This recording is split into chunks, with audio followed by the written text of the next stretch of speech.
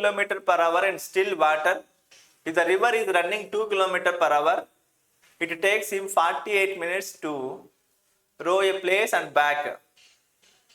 How fair is the place అన్నాడు. నిశ్చల నీటిలో ఒక మనిషి గంటకు 8 కిలోమీటర్లు, నిశ్చల నీటిలో ఒక మనిషి 8 కిలోమీటర్లు.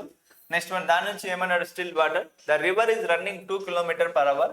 River is running 2 kilometre per hour. Upstream అన్నప్పుడు యాడ్ చేయాలి, యాడ్ చేస్తే 6 వస్తుంది. డౌన్ స్ట్రీమ్ అన్నప్పుడు ఏం చేయాలి, యాడ్ చేయాలి. అప్ స్ట్రీమ్ అన్నప్పుడు సబ్ట్రాక్షన్ చేయాలి, కిందికి వచ్చినప్పుడు కలపాలి. కలిపితే ఏమవుతుంది, ఇది 10 కిలోమీటర్ పర్ అవర్ వస్తుంది. అప్ స్ట్రీమ్ తెలుసు మనకు, డౌన్ స్ట్రీమ్ తెలుసు. వాడు ఏమంటున్నాడు, 40 ఎంత అన్నాడు, టేక్స్ టైమ్ ఇన్ 48 మినిట్స్ అన్నాడు.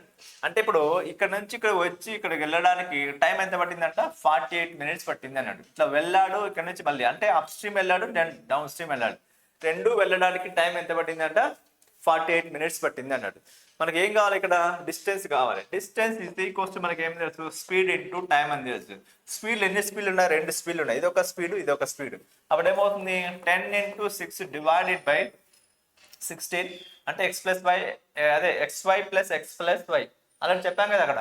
కాబట్టి ఇక్కడ ఏమవుతుంది, 48 మినిట్స్ అన్నాడు. 48 మినిట్స్ అంటే ఇది దేంట్లోకి మార్చుకోవాలి, గంటల్లోకి మార్చుకున్నాం. ఓకేనా, ఇది ఎందుకు కిలోమీటర్ పర్ అవర్లో ఉంది కాబట్టి ఇది కూడా ఏం చేసినాం, గంటల్లోకి మార్చుకున్నాం. గంటల్లోకి మార్చుకుంటే ఇప్పుడు ఏమవుతుంది, 60 గెట్ క్యాన్సల్, ఇది 3 times, that is equals to 3 kilometres అనమాట. 3 కిలోమీటర్స్. అది ఎంత దూరం ఉంది, 3 కిలోమీటర్స్ ఉంది.